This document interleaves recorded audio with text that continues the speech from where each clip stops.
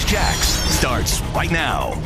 A community searches for answers. It's after a triple shooting that left a 13-year-old dead and 2 others seriously injured. Tonight, a call for action. If we know who did it, we've got to be the one that called the sheriff's office or call Crime Stoppers.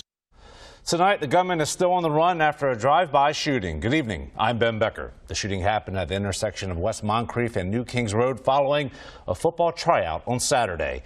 Action News Jax's team coverage about the violence. We start with Nick Gibson, who's live at JSO. And Nick, you spoke with our law and safety expert who says detectives have a lot to investigate when it comes to this shooting. Yeah, he tells me they have to go through video surveillance and also reaching out to witnesses who were potentially around this crime scene. And this is all to track down the gunman who committed this crime. Something that will connect the shooter's gun to the victims. The Jacksonville Sheriff's Office is investigating a drive-by shooting that killed a 13-year-old boy and injured 4 others, including a football coach, on Saturday night. According to JSO, they were all coming back from football tryouts at the Legends Center and Gymnasium when their SUV was hit by gunfire on the intersection of West Moncrief and New Kings Road. Action News Jax law and safety expert Dale Carson says since this is a drive-by shooting, typically from his experience, there has been more than one suspect involved. There's going to be a driver and at least one shooter in the car, the attacking car. Carson says this could be a first-degree murder case with the suspect potentially facing the death penalty. He adds they have a lot to process when it comes to this crime scene. You're going to want to know who was in which lane. Was it a 2-lane highway, a 4-lane highway?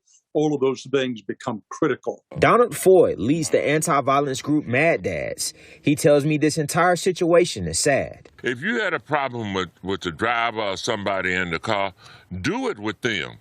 Don't mess up these children's lives like that. Right now, the sheriff's office doesn't have a suspect, but Sheriff T.K. Waters said last night the shooting will remain a high priority. There's going to be special attention around this case and around this part of Jacksonville until we can find out who did this, until we can stop those that will do this in the future.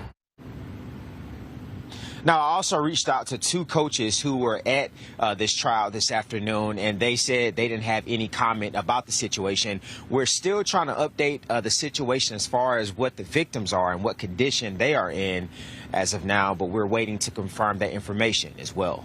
For local coverage you can count on, reporting from downtown Jacksonville, Nick Gibson, Action News Jax. It was a painful